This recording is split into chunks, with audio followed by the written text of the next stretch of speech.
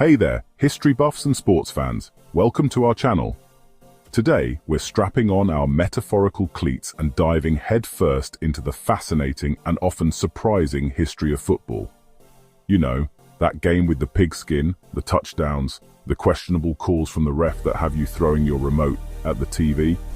Yeah, that one.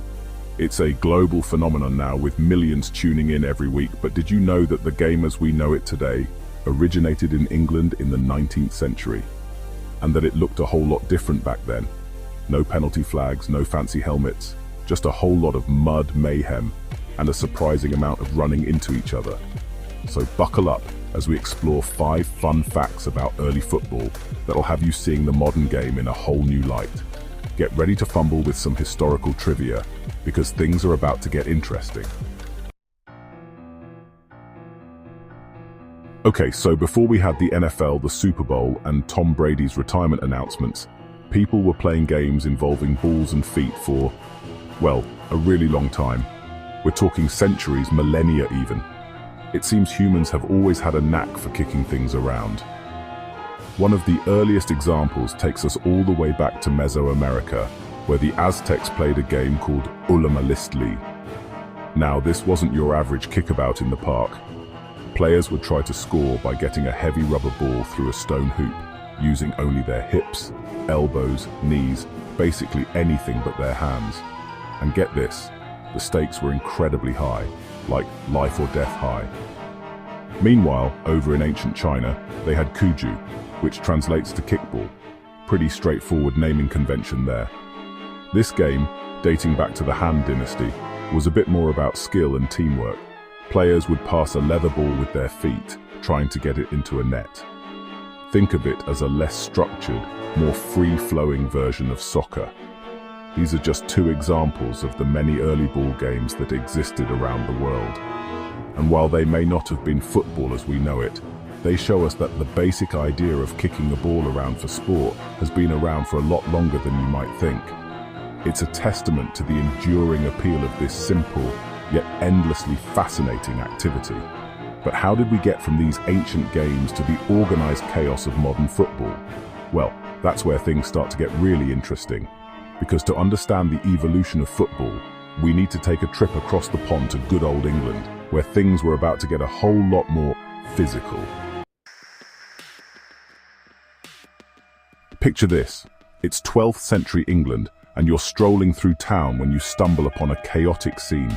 There's a massive crowd gathered, cheering and yelling, and in the middle of it all, a wild, unruly mob is chasing after a pig's bladder. Yep, you read that right.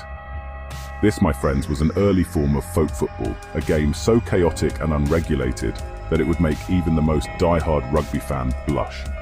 We're talking hundreds of players, no set rules, and a level of violence that would make a modern-day safety cringe.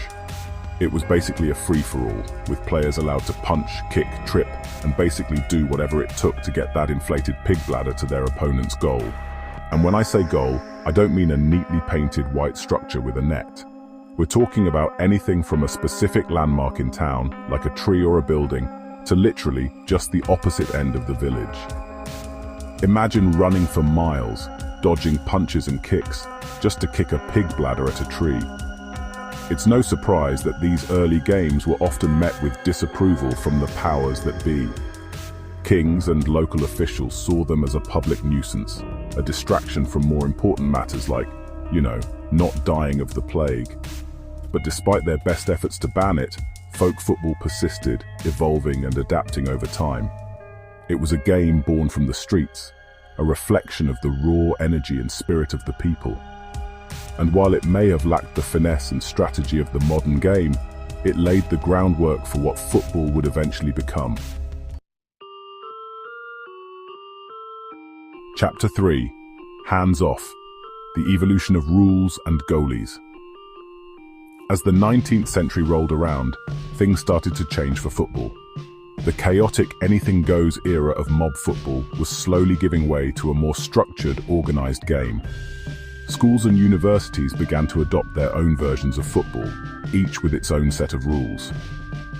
One of the biggest changes came in 1863 with the establishment of the Football Association in England. This marked a pivotal moment in football history, as it led to the creation of a standardized set of rules that would form the basis of the modern game. And you know what one of the most significant changes was? The introduction of a little rule that said, "Hey goalies, maybe use your feet." That's right. Before 1863, goalkeepers weren't allowed to use their hands to touch the ball. Can you imagine the chaos? It was basically a free-for-all in front of the goal. But with the new rule in place, goalkeeping became a more specialized position, requiring agility, reflexes, and, well, a healthy disregard for getting kicked in the face. It was a game changer, literally, and it helped to shape the tactical evolution of football. Of course, the rules continued to evolve over time, with penalties for fouls, offsides rules, and the eventual standardization of the size and weight of the ball.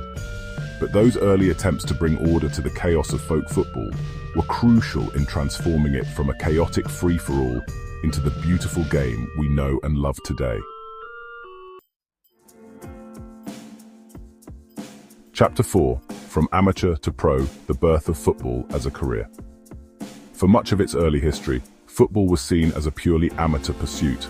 It was a game played for the love of it, for the camaraderie, for the sheer joy of kicking a ball around with your mates. But as the sport grew in popularity, so too did the idea of playing for pay.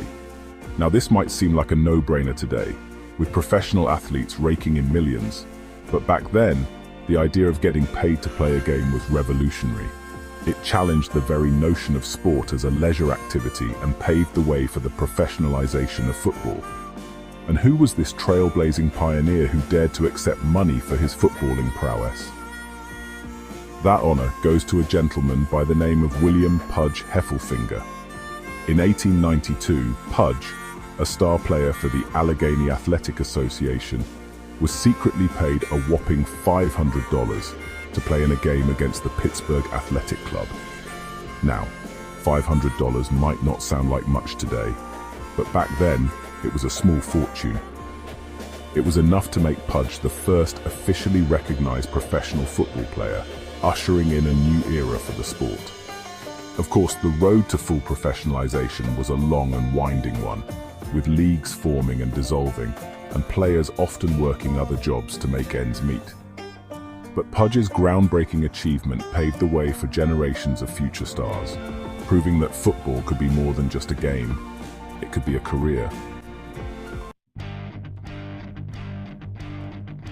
Chapter 5. From Pitch to Battlefield, Football's Military Connections. It might seem strange to think of a game like football as having ties to the military, but in the early days, the two were more intertwined than you might think. You see, in the late 19th and early 20th centuries, football was often seen as a way to instill discipline, teamwork, and physical toughness in young men, qualities that were also highly valued on the battlefield.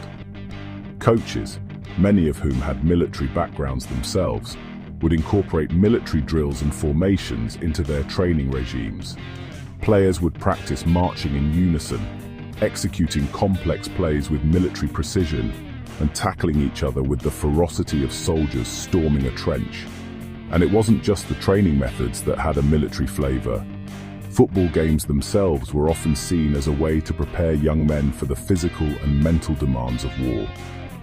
The competition, the physicality, the strategic thinking required, all of these were seen as valuable assets on the battlefield.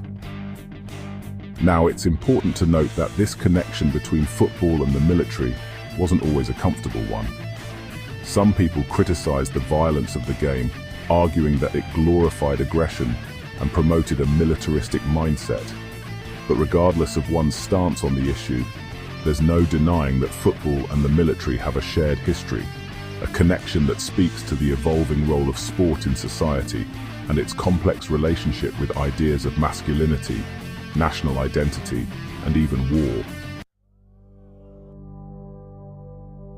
And there you have it, folks. 5 fun facts about early football that hopefully gave you a new appreciation for the game we know and love today. From its ancient origins to its rough-and-tumble beginnings, from the standardization of rules to the birth of professional players, football has come a long way. So, the next time you're watching a game, take a moment to think about all the history that led up to that moment. Think about the ancient civilizations that played their own versions of the game, the chaotic scenes of medieval folk football, and the pioneers who shaped the sport into what it is today. Thanks for watching. If you enjoyed learning about the early days of football, make sure to like, comment, and subscribe for more fascinating sports history.